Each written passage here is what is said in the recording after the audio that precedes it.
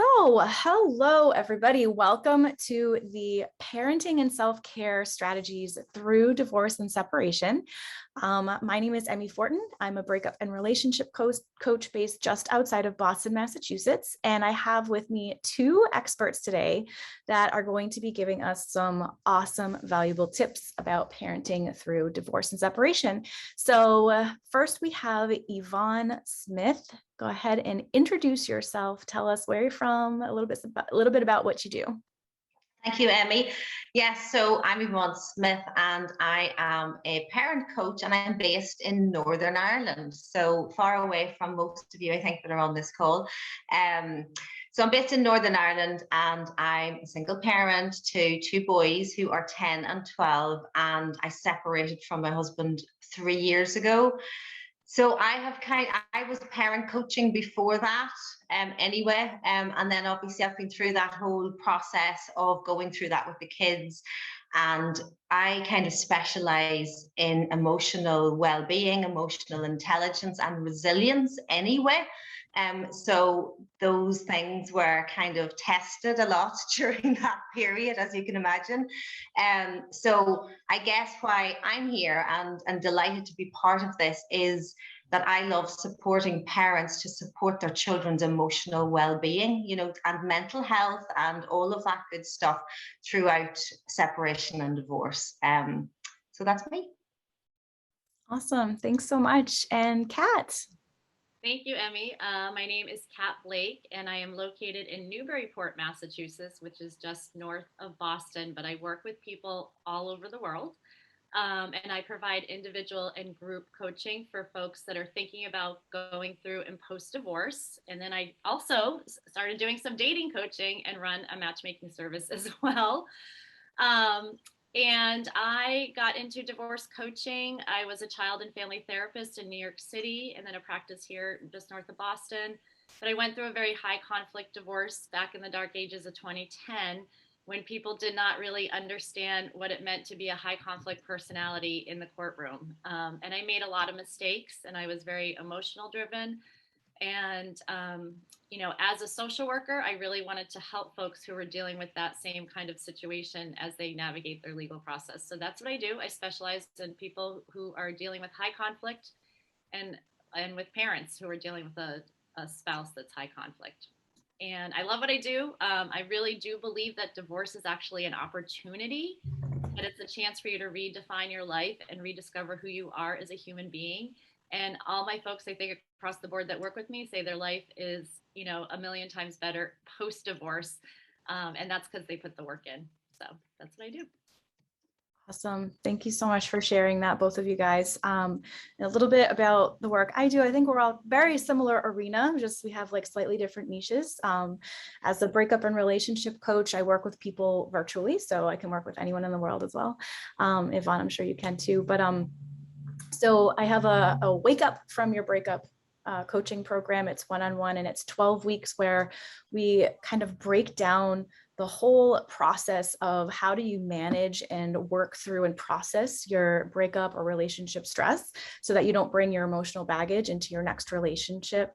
Our relationships are really only as healthy as the individuals that are in them. And so my coaching program really helps to focus on you as an individual and how you can elevate yourself so that you can attract exactly what you want, not only for a partner in your life, but also the things and the kind of life that you want. So, and then I'm just now launching a Heartbreak to Boundaries bootcamp. So that's going to be starting within the next couple of weeks. So after 4 weeks, you can set and learn how to set and maintain boundaries, which is something that I find a lot of people need some help and direction with. So, all right. So each of us are going to launch into a specific topic today. So Yvonne, you are going to talk to us today about how to support your children's emotional well-being through separation and divorce. And so when it comes to supporting them, what's the best approach to take? Okay, so I think you have to start with the real basics. And the real basic for me, whenever myself and my ex were, going through our separation, or even before we told the kids, was how do we want our children to feel? And for that to then become the filter through which we filtered our actions and behaviors and managed ourselves and took responsibility and all of that good stuff. And, we decided we wanted our children to feel safe, to feel secure, to feel seen, and to feel loved. And really that informed right from the very beginning how we told them, what we told them. I mean, we actually went to the degree of practicing our kind of, what we were going to say in advance, and practicing who was going to say what. So it didn't seem disjointed from the kids. In actual fact, my ex said everything, and that was fine. And then I was kind of there for asking questions, how we were going to do it, where we were going to do it.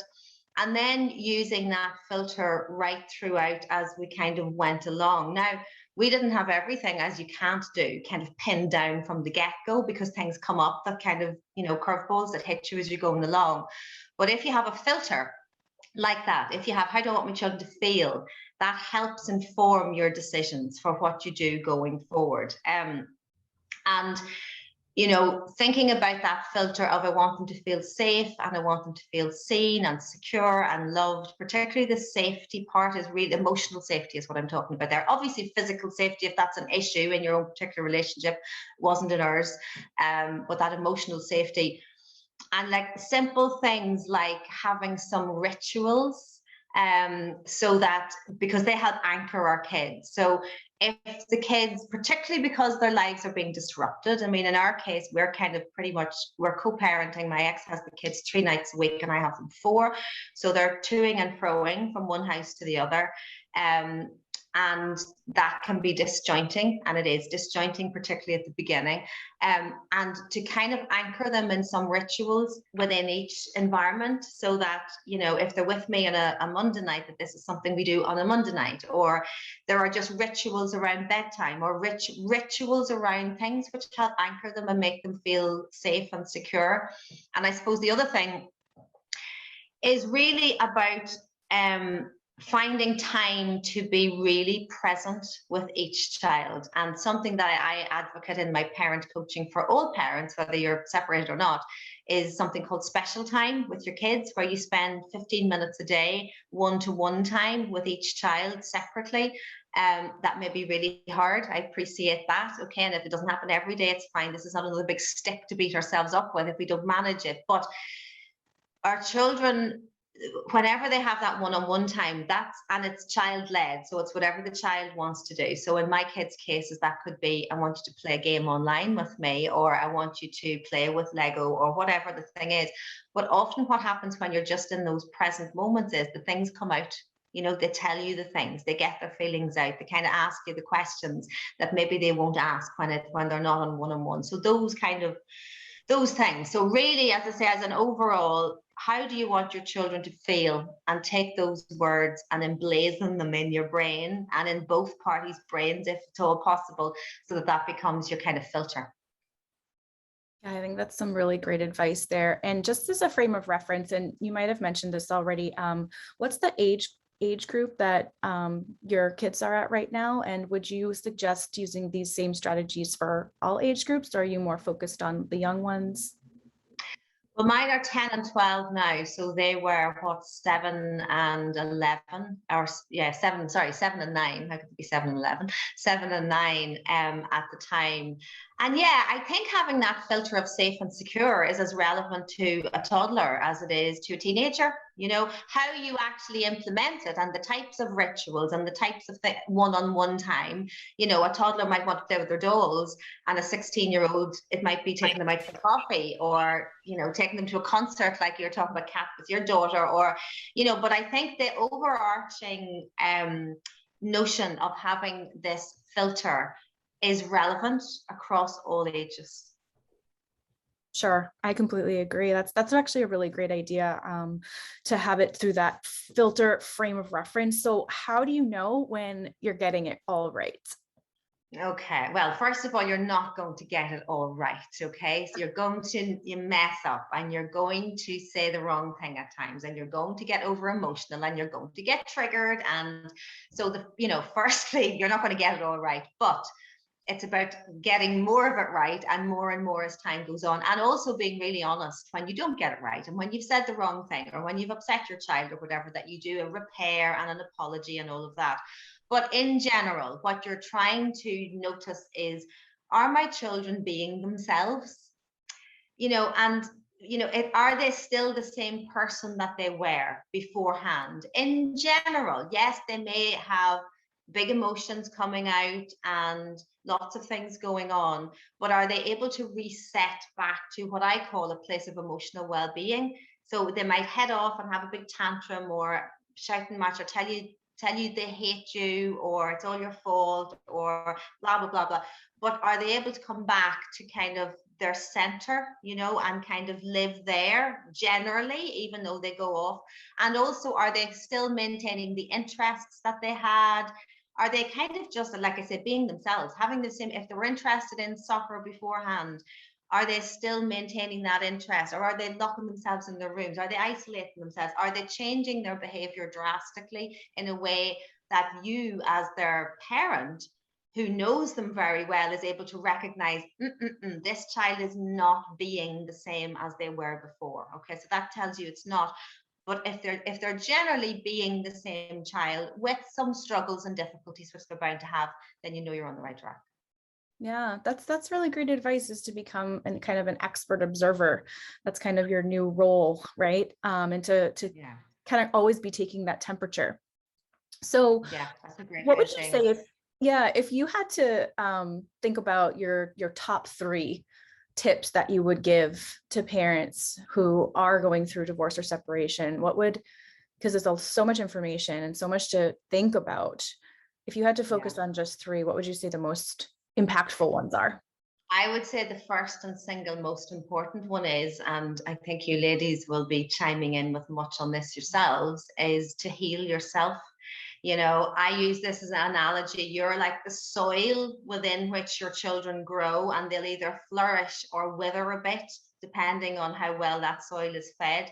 So for me, the single most important thing you can do is heal yourself and get yourself emotionally well, physically well, and whatever that takes. And I think that it's not as simple as going, oh well, time heals all wounds. I always say it's time and intention. Time does not heal things on its own, or if it does, it'll take years and years and years and years and years, and actually in most cases it doesn't heal at all. But time and intention, so you have to be really intentional about wanting to heal and wanting to get yourself into a better place. And it's flipping hard, and we know it, so we're not saying it isn't, but you have to, like, let's imagine this is the past and this is the future. You have to start orienting yourself over here. You have to start shifting towards this. Yes, you're going to occasionally be pulled back, and you're, but it's about slowly but surely orienting yourself in this direction and doing whatever it takes. I mean, I recommend books to people. Like, one of the books, for example, I recommend to every single person who goes through a separation or divorce is You Can Heal Your Life by Elizabeth Hay.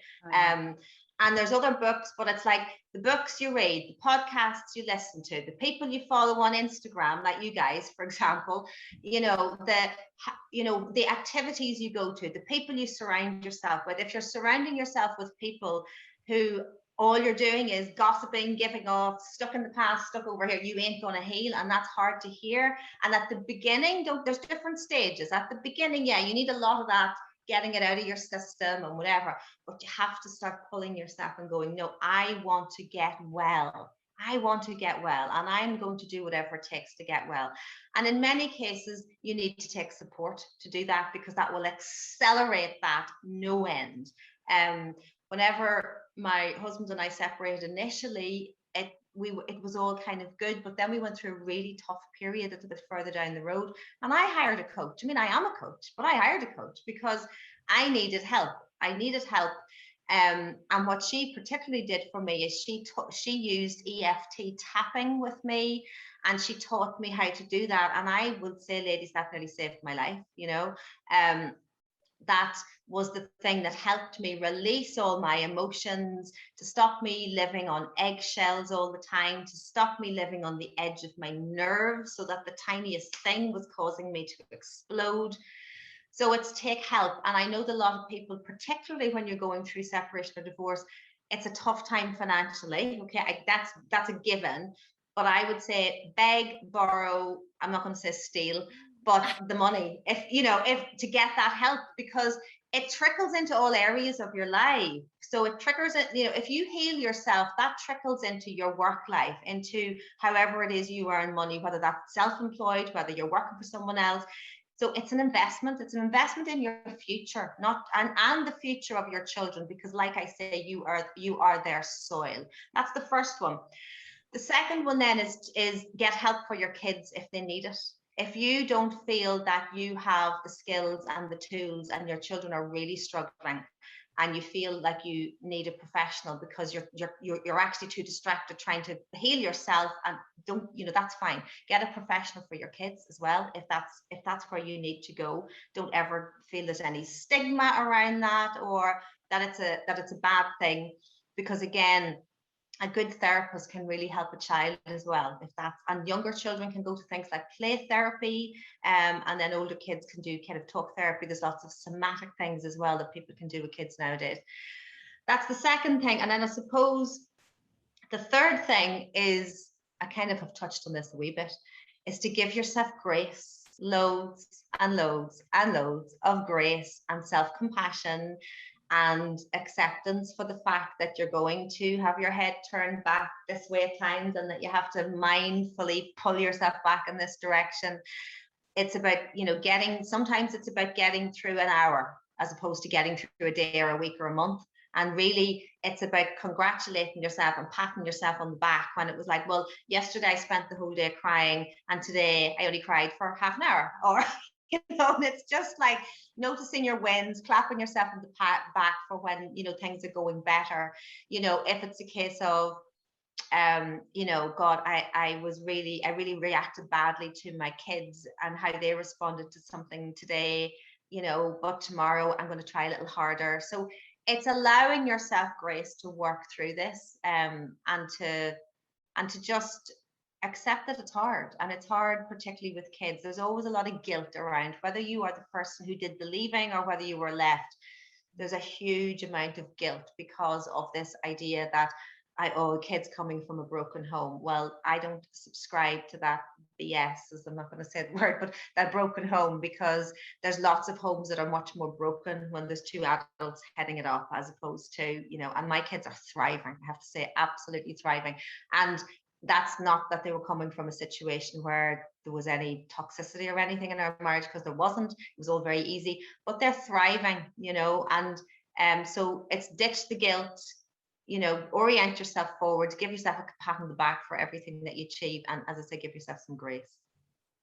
Awesome. Yeah. So I think another way to kind of frame that, if you're someone who has a hard time giving yourself grace, something to keep in mind is that every single person, you, I, everybody is only doing the best that they can right now with the strategies that they have in life so far, with the experiences that they've had so far.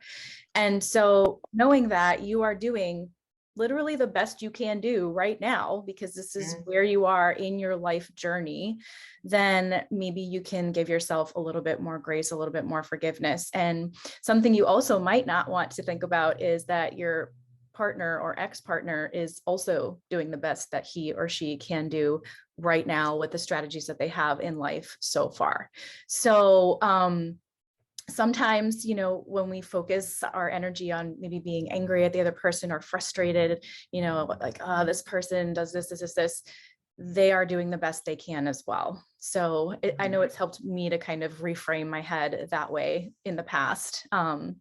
So thank you so much for sharing all those things. I also love that you're saying to definitely always consistently be turning towards the future versus, rehashing what happened in the past. And something that I always suggest is think about what your breakup story is, or what is your relationship story that you are physically speaking to other people, but also telling yourself over and over and over.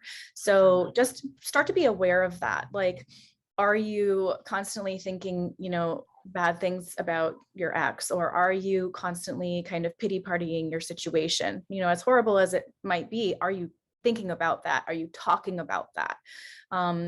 See if you can transform your breakup or relationship story into one that is forward moving, growth minded, empowering, versus one that is kind of keeping you stuck and rehashing. So those are just different ways of saying, I think, what you said, Yvonne, and sometimes hearing it different ways can strike someone differently. So Kat, with that being said, with our partner doing the best we can. I love, Yvonne, I love that, moving towards the future, because I think that's so important. And I want to, there's 2 points that, reactions that I had to what you were saying, which was beautiful and it was so articulate. But number one is, you might have people in your life who really are supporting you and love you, and they're going to pull you toward the past. And you have to be aware of that. Like, I know even to this day, I've been divorced 10 years and I come from a very colorful Italian family, and my mom will constantly try to pull me back to like anger towards my ex, right? It's your ex's fault. And I'm like, okay, mom, but we're a decade later, like I'm doing okay, so be aware of that. Like, sitting with your friends when you're complaining about your ex over and over and over again, what you're really doing is you're re-traumatizing yourself and you're keeping yourself stuck. And also beware of your therapist, because you want a therapist. That's why I'm a therapist by training, but I love coaching. Coaching really is about keep going to the future, keep moving past this. Some therapists, you have to be careful, will be okay with you staying stuck in the past. So it's just something to think about when you're picking the professional. Great point. Yeah, that's an awesome point, Kat. The other thing I want to say, you guys, too, is guess what? I was a child and family therapist for years and years and years. There's lots of difficulty in intact families, too. And I think what can happen when you're a single parent is we tend to look at everything through the divorce lens and blame ourselves. Like, we feel guilty or we're failing, but there's a lot of challenges that happen in intact families, too. So I just want to say that. Yeah, you could have a toxic environment and have a couple that's together that maybe even, much worse than a divorce or single one. So awesome point there. And since we're talking about our, ex or other person functioning at the best that they can, what do we do when we have an ex or a person who is a high conflict personality? So first, I know it might be self-explanatory, but can you just clarify what that means exactly? High conflict personalities are pretty much a gentle, nice way. And here's the thing, at the end of the day, it doesn't matter what the diagnosis is, because it's still problematic and it's still impacting parenting and your relationship.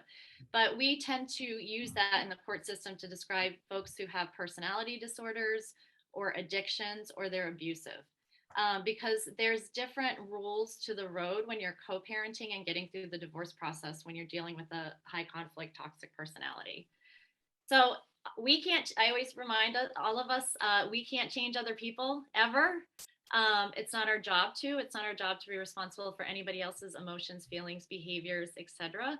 But what we can do is change our response to them. And so a lot of the co-parenting coaching that I'm doing is really about setting some firm boundaries. It's about communication style. I always push for, we call it BIF, brief, informative, friendly, firm, because if you're co-parenting with the toxic person, you still have to communicate on some level. But there's strategies to it. There's timing of it. If this high conflict person sends you a text and you keep responding right away, that's kind of fuel for them, and they'll keep doing that. And they don't care if they're getting positive or negative attention. They'll just keep going. So I even help my clients in real time, learning how to respond in non-emotional ways to their ex-spouse. Awesome. I think that's so key. Non-emotional ways, because you are looking to give a response, not a reaction. Right. They are probably trying to elicit a reaction to have this kind of drama unfold, right? Oh, and it's fuel for them. I mean, they don't care what kind of reaction they get, and they're usually, they know us because they've been married to us or they've been in a relationship with us. They know what buttons to push. And to produce that kind of triggered response to them. So there are ways to do it. There are very successful techniques on how to co-parent with somebody who has narcissism. It's not impossible, but it really is about valuing your mental health over everything else. So over being right, over proving that your parenting technique is the best way, over trying to help them understand how to be a better parent. It's we let go of a lot of that and we learn about serenity and valuing yourself.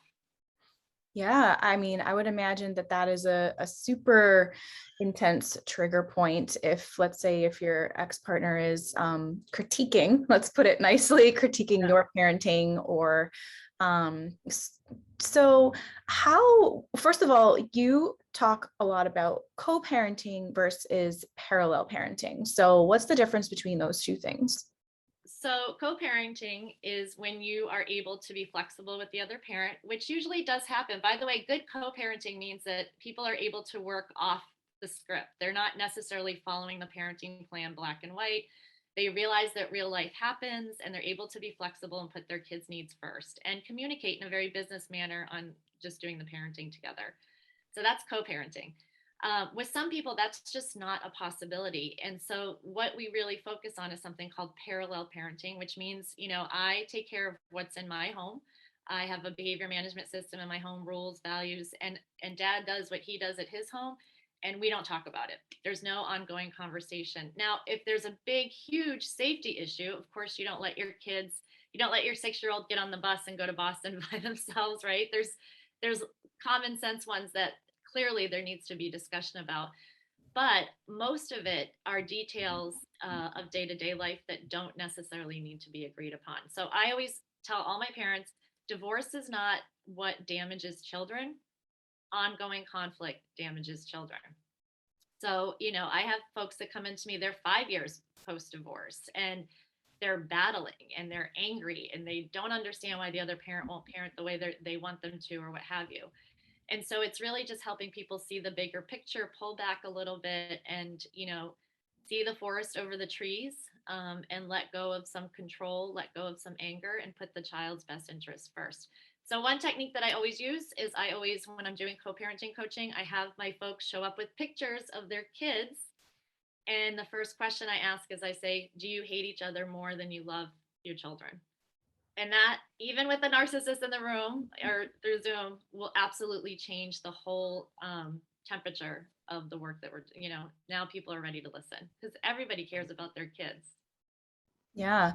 And it sounds, when I was listening to you talk about some of that, it sounds like you have to be willing to kind of give up a huge amount of control and micromanaging. And even if it's not being done in the way that you see fit, you kind of have to give that piece up in order to preserve your own serenity and health. And then hopefully if you're modeling all of the things that, you know, all of the healthy parenting in your home, then hopefully your kids will pick up on that enough to be able to distinguish on their own what are good behaviors, bad behaviors. Absolutely. I mean, kids need one healthy parent. That's what I say. So if you have one that's a high toxic personality, and then you have the other parent depressed, anxious, feeling powerless, you know, not taking care of themselves, now you have two unhealthy parents. And so now you really have put your child at risk, right? Yeah. Yeah. And if they have, you know, you as that safe haven almost to know that they can go there and feel like they know how to manage their emotions, they know how to manage problems, they know how to problem solve, they're going to be able, kids are so intelligent and insightful, right? They're going to know what healthy ways to help themselves and ways to live are going to be. And if you've been modeling that, then hopefully they'll choose that. The other thing, if I may just come in for a second there, that actually I noticed is that, you know, if you are centered in how well you're parenting and how you're supporting your kids and all of that and minding yourself, the other parent picks up on that and often ups their game because they see that the relationship that you're creating with your child. So that can happen too. So it's like they kind of think, oh, okay, I can see what's going on over there and I want more of that over here because it's kind of working really well over there. So that can happen too. What would you say the best practices are for telling your kids about the divorce in either of these situations? So I get asked that question a lot. There's actually a great workbook out there that I recommend often. It's called Helping Your Children Cope with Divorce the Sandcastles Way. Just so you guys know that that's a resource out there. So here's the thing. I think sitting down together, having it planned, like Yvonne was talking about, and again, a not emotional, and I always use the example of a couple that I was working with, and the dad sat down, and I think Susie started to look upset, their daughter. And he just broke down and he was crying and he said, listen, we've gone to couples therapy. We've been really trying to do this. We fell out of love with each other. We don't know how to handle this, blah, blah. And Susie goes, I just want to know where my teddy bear is going to be. Right. So she was more concerned, so I think what we do when we sit down and we tell them is that you tell them a story. And I really encourage people not to use that language, we fell out of love with each other, because then children start to worry that mom and dad could fall out of love with me.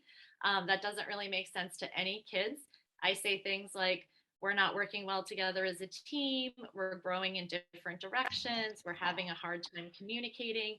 And then you really open it up and you encourage the kids to ask any questions and share any emotions that they have with both parents, right? And you encourage to you let them know that mom and dad are both there, and you let them know repeatedly that it's not something that they did. So children have a very, what we call, healthy sense of narcissism. They kind of think that what happens around them is all because of them. So you want to make sure that you're repeatedly educating them, and you might have to keep saying that to them even as they get older, that it was not something that they did that caused the breakup or the divorce. So yeah, I think that's something that probably is not on top of mind when we have all these emotions and overwhelming situations and stress in our head. We might be thinking that our kids are thinking the same thing. I'm saying our kids. I don't have children, but I would imagine.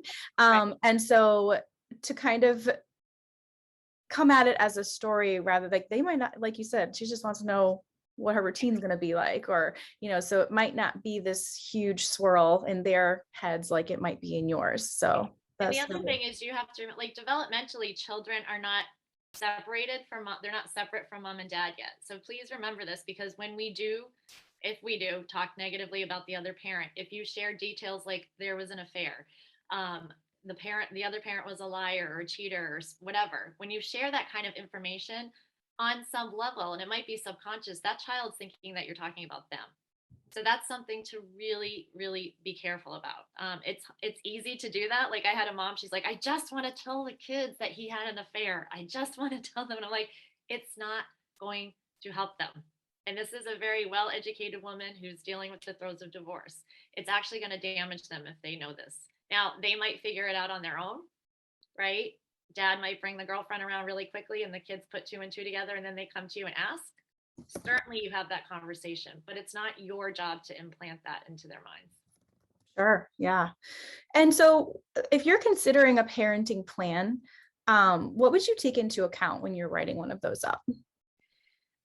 So people can do their parenting plans with me if they want to do it outside of working with the legal professional. It's different for different kids. So some children are actually quite capable of lots of transitions. So some kids thrive in the 50-50 custody arrangement, which is kind of the go-to here in Massachusetts. Some kids do not. So part of it is really understanding your child. Some kids have a really hard time with transition. So it's knowing that, it's knowing their developmental level. It's knowing what their activity schedule is. How connected is your child to the community? Like, if you're like, I have a teenager now, right? My teenager is more connected to neighbors and her friends and sports teams than me, right? That's the most important thing. So that might change the parenting plan, right? Suddenly 50-50 is not something that the child is going to want. So there's a lot that goes into it. But I can just sit down and, kind of hammer it out. You can be flexible. Like, the way my parenting plan was, I had an 80-20 split. My daughter was with me a majority of the time. And then in the summers, we did 50-50 because we didn't have as much structure during the summer. So there is a lot of flexibility. You can think outside the box. You can write anything and nothing in your parenting plan. Some people just have parenting plans that say, we're going to figure it out as we go. I always tell people, if it's high conflict, you want a structured parenting plan, because when you have a structured parenting plan, you just stick with it. You don't veer off of it at all. It just, again, we don't want conflict. if but here's the thing, if you don't have high conflict, you can be much more open. It doesn't have to be so structured, right? So it kind of depends on the family. It depends on the kids too. Yeah, that definitely makes sense. We had a couple questions around that, so we'll definitely just let everybody know we'll get to those in the Q&A. So thank you so much for your input on all of that. I'm sure that people actually have lots of questions. Questions fuel more questions. And I just wanted to kind of touch upon what both of you were saying, which is some strategies around self-care during these stressful times. So I'm going to give you guys 3, I would say, major tips or things to focus on, because there's so many things you can choose, but only focusing on one or a few things, but with consistency, in my opinion, is what's going to really, really be key, because you want to focus on taking those little baby steps every single day. Even when you have a major, what you feel might be a major setback, you can know that you're actually still moving forward because you're continuing that little 1% every day. So the first thing that people, I think, may struggle with, and that I've heard people talk about, is finding the time for self-care, right? And a lot of people use that term, finding time, or I don't have time, when in reality is you may be super, super, super busy, but if you can prioritize even 5 to 10 minutes, one time a day, you are doing yourself a huge service. So I'm going to give you some examples of where you can find time. So I was just having a conversation. I do these interviews on YouTube on my show called Candid. And I was talking to a mom who had a family of 7. And she was talking about how she did a time inventory. So this might take you a little time up on the front end, right? But she actually logged down how much time she was spending on every single thing for a week. And just as an example, she found out that she was spending 10 hours a week just on groceries alone. So she started thinking about all of the ways that she could maybe shorten that. Like, instead of taking multiple trips to the grocery store a week, she would go only once or twice, and that her kids didn't have to have the popsicles refueled immediately, or, whatever that was for her. So possibly doing a time inventory and seeing where your huge amounts of time are. Can you make those more efficient? Another option for finding time, or as we're going to now call it, prioritizing time, I would say, is you can set up a morning or an evening routine, whatever one you feel works best for you.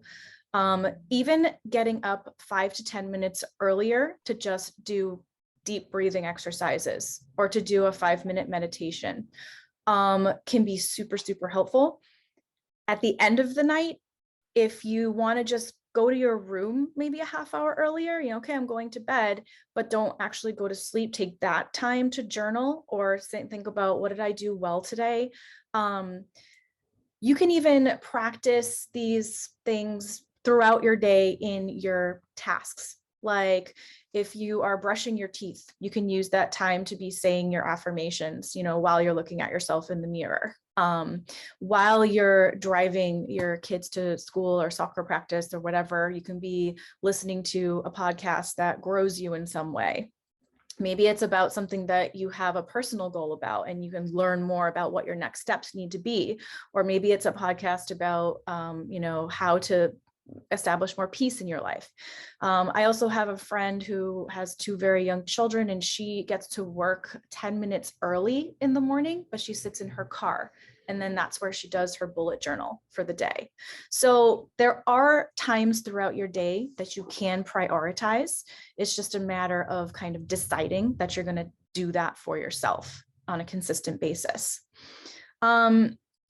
So we were talking a lot about, like, watering your own garden so that you can show up and be the most peaceful and best parent that you can be.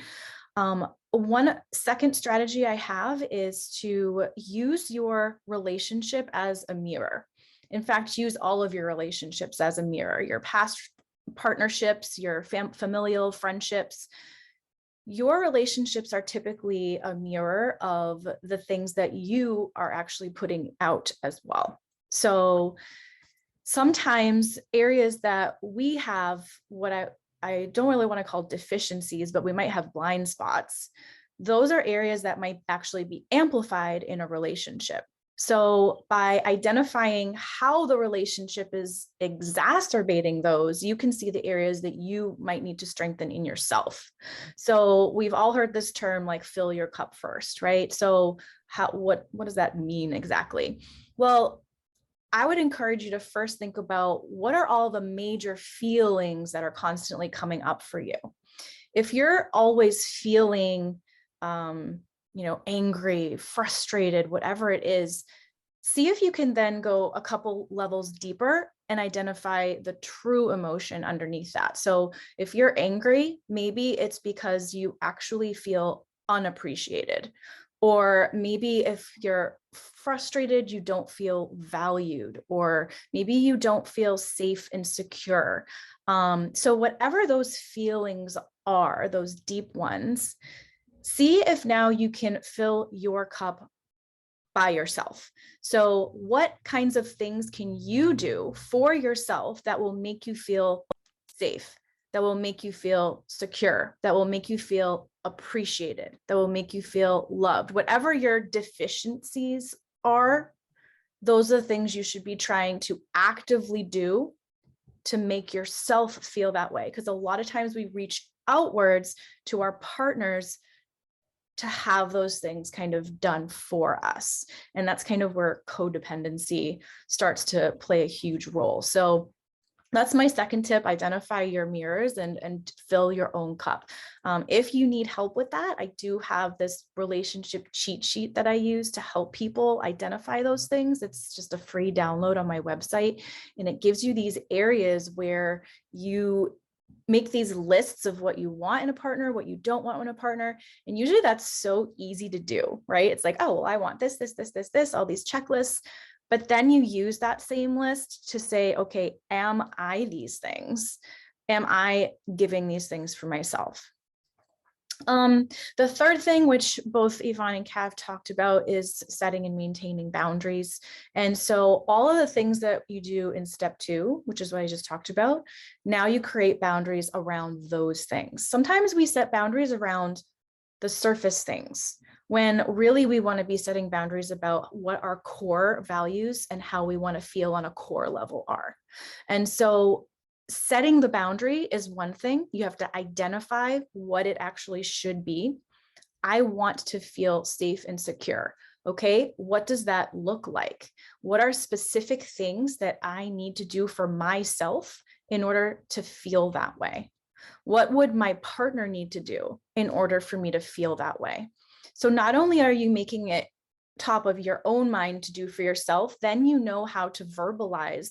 Like if you just tell somebody, well, I want to feel safe and secure, like what does that mean to them? They may not know. So in order, give them some examples. It would make me feel more secure if you would do this, on a regular basis. And know that they might not do anything about it, but if you're doing it for yourself first, then it might not be as much of a trigger for you.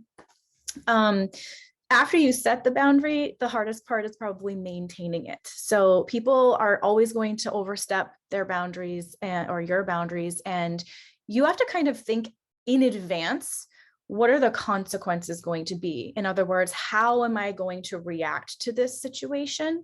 And if you can think about it in advance, even visualize yourself reacting to it in advance, it can be very helpful, because in the moment, you won't have to be faced with that split-second decision.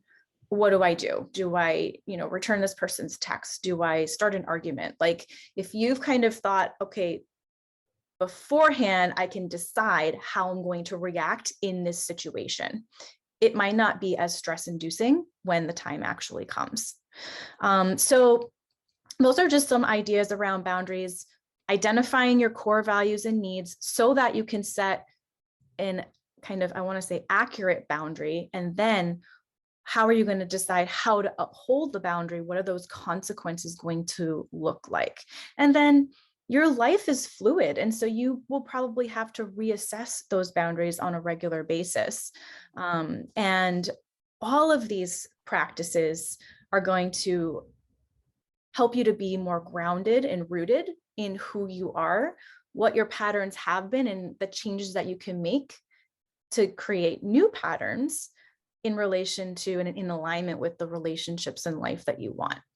So those are my three self-care strategies. I don't know if either of you ladies want to chime in on any of those, or if you want to add on. No, I actually have a lot of my folks, and there's some here so they can attest to this, but I have them do 2 journals, and it takes literally 5 minutes a day. So the first journal is the bitch journal, and that's where you talk about all the negative shit, how angry you are at your ex, how much your kids stink, right? And you just let it fly. And then what you do is take a deep breath and you open your second journal, and that's your gratitude journal and your intention journal. Like, what do you want to have happen today? And what is it, what around you is something that you feel grateful for? It doesn't have to be anything huge. It could be a cup of coffee, it could be the way the sun came in your window that morning, because we tend to, especially in divorce, focus on all the negative, and then we lose sight of the positive. I agree. I love the idea of the dual journal. I like having it separate, it's like not mixed energies in the same place. Exactly. Yvonne, I love that too. I love that too. That's very powerful, actually. And the other thing, Emmi, that I loved you saying was that whole idea of we have to give ourselves what we need, and that's so true. And so I see a lot of people struggling because they're looking, like you say, outside of themselves, and feel, particularly when they've been through a separation or divorce, feeling like they need this external thing to make them feel whole, and they feel like they've lost half of themselves. And don't get me wrong, it's a huge identity shift, when you separate or divorce. There isn't, you have to rebuild a new person because it is a different person. But it's very sad, and we've all been there. When you go through that initial thing of just noticing what you've lost, as if you've lost parts of yourself, and but that you need those parts to be delivered by somebody else. When I love what you're talking about turning that round about and just delivering it to yourself and giving yourself that love and value and worth and appreciation and compassion and grace and all of the stuff. So that's beautiful. Thank you. Yeah, thank you guys. So we have a couple of questions here in the chat that I said I would come back to. One of them is, let me see if I can kind of rephrase it. What is, for either of you, your input about whether it's possible and positive, or is it negative, for the children to try to parallel parent 50-50 if their other parent is a high conflict person? I'm conflicted about the reality of a shared parenting situation versus going to court with a goal of sole custody and visitation instead. So I want to make sure I understand the question. So first of all, I do want to throw this out here. I hate to be the bearer of bad news. The court system typically does not recognize emotional abuse nor narcissism. The court system works on, it's a black and white legal system. So they tend to only recognize abuse when there is reports of physical abuse and it's documented by an outside party, meaning a police or hospital. So that is really hard for a lot of my folks to deal with. I think the question is, can you do parallel parenting when there's 50-50 split? Is that what it is? I don't know if the person who asked this, would you want to clarify that for us? Because you absolutely can. I mean, I remember when my daughter would go to her dad's, I remember I had to really quiet the mama bear, which is a whole task unto itself. And my daughter was young. She was 2 when I got divorced. And I literally had to just take deep breaths and be like, okay, she's going to come back in one piece, And like, I know that sounds so silly, but I had to do that to talk myself off the ledge. And by the way, I know high conflict. I mean, I went through a high conflict divorce, and then I went through a 2-year custody battle after that. And I had been taken back to court 4 other times after that. So I have lived high conflict, and I get it. And it can feel very frustrating, disempowering, fearful. But there's a lot of, if you coach with me, what I'm doing is trying to help people decipher the difference between alarms and noise. And when you're dealing with a high conflict person, it's usually noise. They're just trying to drive you crazy. So there's techniques and strategies for how to not let that happen. I like that distinction, alarms versus noise. It seems like there would be a lot of noise. So just reading the question again, just to make sure we've answered it, I think the true question is like, would it be better if you're dealing with a high conflict person, would it be better to try to do 50-50 or go to court to get custody? Like, would it be better for the again, kids? it's hard to get sole custody. I don't know where they are. The go-to right now in the court system is 50-50, even with somebody who's high conflict. So it's almost impossible to get. You can get sole custody if you prove that there's been years of parenting and that co-parenting is actually not occurring. And that takes lots of documentation. So typically, yeah, I mean, again, it depends on the kid. It depends on the family. Feel free to reach out to me to do a strategy session with me and I can help you figure out. But it's absolutely possible to do 50-50 and do the parallel parenting. Okay. So it sounds like sometimes you might not really have a choice. Like the court's going to say 50-50 unless you've really done a good job of documenting. Mm-hmm. Okay. Absolutely. Thank you. There's another question. How do you have the divorce conversation, I'm assuming with your kids, if the spouse isn't willing to participate for either of you guys? So I mean, here's the thing: you do have to tell the kids that you're divorcing, right? And their timing is an issue too. So, like like I said, when I work with people, I'm a child and family therapist. I want to know the personality of your child. If you have a child that's, obsesses, has high anxiety, maybe some separation anxiety, I wouldn't suggest telling the child with dad's moving out 10 months from now, because that kid is going to be sitting on the edge of the seat for 10 months trying to figure out what the heck is going on. Other kids might be okay with that. So you do have to let the kids know, and if dad's not going to participate and you're kind of in the final stages of the divorce, or there's a move, like one of the parents is moving out, then absolutely, then you do have to take the lead and talk to the kids about it. And you don't want to talk to the kids and then dad's out.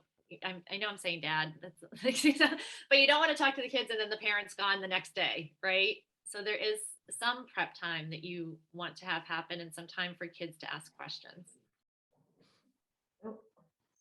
Awesome.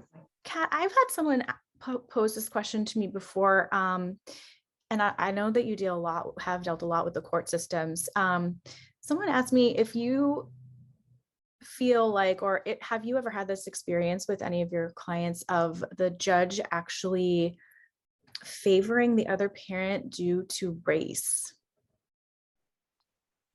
Well, how can a person seek help? Like, who can a person seek out, or what kind of organization or whatever, if they feel as though it's a more of like a race issue versus a parenting issue? Because if the information that's being presented is one parent is actually more equipped than the other, but the other is still getting the benefit, are there ways around that, or who might be able to help you with that? So, I mean, I could talk to you guys for an hour about the fact that the divorce is actually a business in this country, and it's grotesque. I mean, that's just my personal opinion. But I will say this, and I don't want to scare anybody. We as therapists have to go. I trained as a I trained in psychoanalysis in New York City, and we had to go through 3 to 4 years of our own intense therapy, right? All of us people who are therapists usually have to do that, so that we're not working from a biased perspective when we work with our clients. We're not going in there with preconceived notions or judgments. Guess what, you guys? Lawyers nor judges need to do any of that training. So judges are humans. I think we tend to give them a lot of power, right? They have all this power. They can make decisions. They're sitting up high in the room. But remember that they are humans too. Like, we have a local judge who really does not like working moms. Like, for some reason, and we see it over and over again in her rulings. So, when you work in an area for a while, you kind of know the judges and what makes them tick. You can request through an attorney to have your case be seen or tried in another community. It's not an easy fight, but that's really the only thing that you can do. Okay. Yeah. I don't know if that helps. Yeah. Thank you. Does anybody else have any questions that they want to ask right now? You got 3 coaches right here waiting to answer your questions. We're here for you guys. The step one, as in looking after your own healing, that one. Yes. Okay. Well, there's a lot of facets to that. And again, we could probably, the three of us, have a half-day retreat on that one. I guess really it is about, first of all, having the intention and the desire to heal. Okay, that's the most important thing, because it's kind of a bit like Emmi was saying earlier, when people say, I haven't got time, and then they're watching TV or, you know, whatever. And actually, oftentimes we don't feel worthy of the healing. We don't feel our self-worth. We've been so hurt, and we have been in a situation that makes us feel so bad about ourselves, that we're undeserving, unlovable, on blah blah blah, all of those things. But the first thing we have to do is go, I want to heal. It's almost like if you had an illness, you know, and it was within your power to reverse it. You know, if you were told that whatever illness you had, you could reverse it through nutrition and exercise and whatever, you would have to make a solid decision that you wanted the healing badly enough to do the exercise and eat the salad instead of the chips. And, you know, and it's kind of the same thing with healing. The first thing is deciding that you want it badly enough. Okay. And then it's about, like I said, things like getting help, you know, from people like us and other people, reading books like that, Heal Your Life, like I mentioned earlier. I think Emmi put that in the comments. Listening to podcasts, you know, that are in that space. There's so many podcasts, actually, that great podcasts around divorce and healing and all of that. And surrounding yourself with people who feel nurturing. And like, you know, Kath was saying, with the best of intention, there will be people who will try to pull you into the past and into gossiping and giving off and complaining. And it takes time, you know. So what I learned to do from the coach that I hired was a thing called EFT tapping. I'll type it in a minute. It's literally tapping. Yeah, it's emotional freedom technique, and it's literally tapping on acupressure points on your face. And what it does is it does the same thing as acupuncture does. It releases emotional energy that's stuck in our systems. And I mean, when I started using it, first of all, whenever my coach taught me it, I was, you know, on the Zoom with her, tapping, swearing, shouting, roaring, crying, getting all my stuff out. And then just, you know, you do these rounds of tapping places on your body, and then you kind of get this place. I'm sick of this now. I'm kind of bored myself. I've got all my emotions out, but it's a very powerful tool. So, but I'll tell you, there's lots of resources online. If you go to YouTube and look up the tapping solution, there's also an app, a free app that you can download called the Tapping Solution by a guy called Nick Ortner. And you will learn there how to do tapping. It's very simple. You can't get it wrong. It's not like acupuncture where you're sticking needles in that it could go wrong. You just learn how to tap these points on your face, on your chest, between your chest, under your arm, and on your head. And you literally do these rounds, and it releases emotions from your body. It's really powerful, because the thing is, our emotions are trapped in our bodies. They're not in our heads. So yes, you know, reading books is really powerful, and listening to podcasts and all of that, and I recommend all of that. But when it comes to being triggered constantly, that is in your body.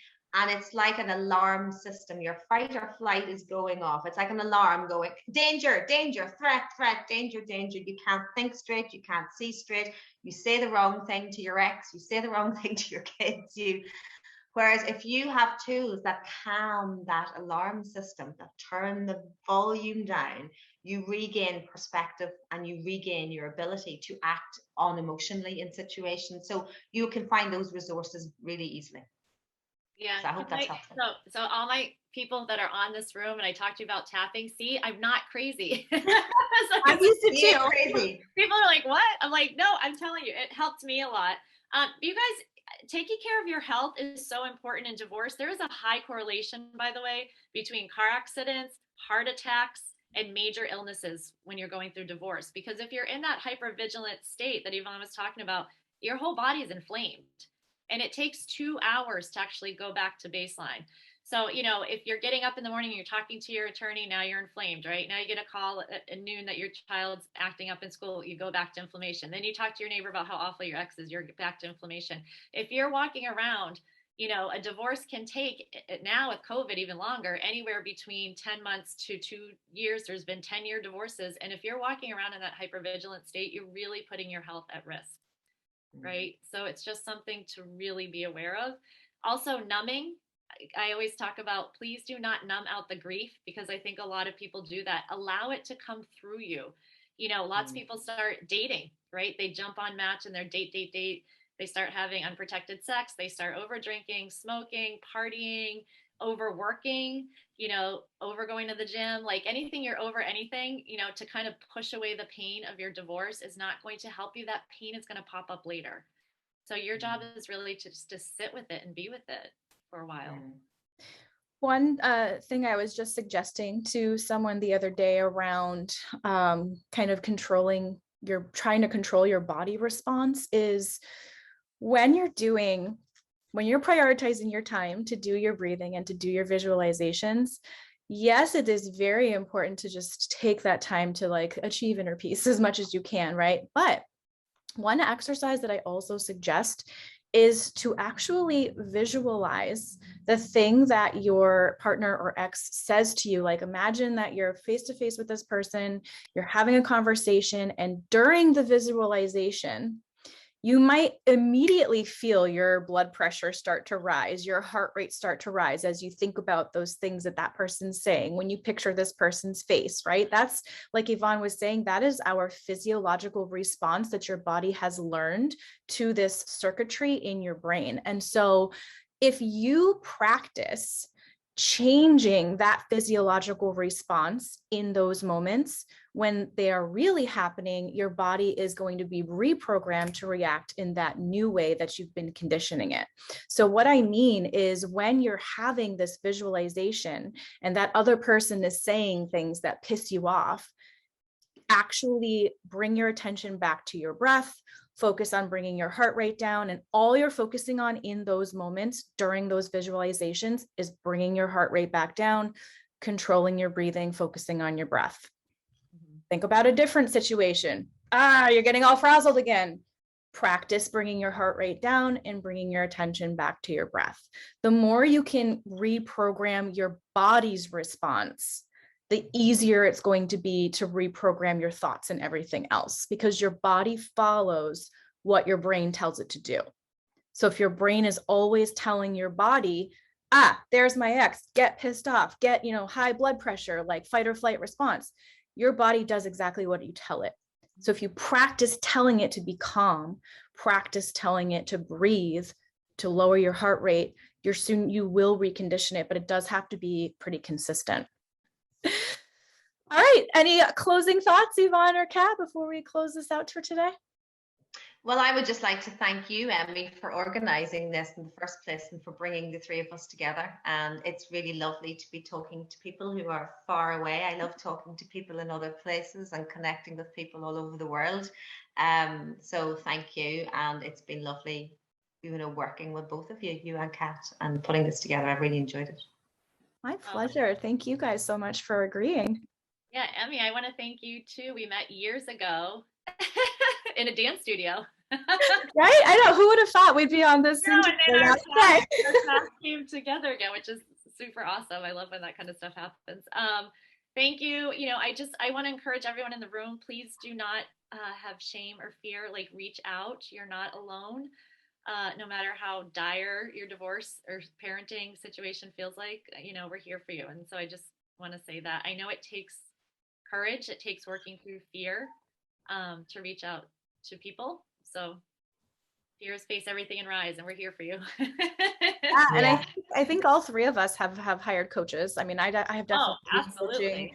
And it doesn't have to be a coach, but the point is that when you can seek someone who's already been through these things, already has all these strategies to hand to you, it's just it really facilitates the process, makes it more efficient, and makes the healing happen more quickly than it would if you just kind of wait to feel better. So, All right, you guys. Well, thank you so much. Thanks everyone for joining us today. We really appreciate you being here. And this will be posted again at some point on like the social medias in case you wanted to go back and rewatch, tell your friends about it. So yeah, see you guys later. Thank you. So much, everyone. Thank you.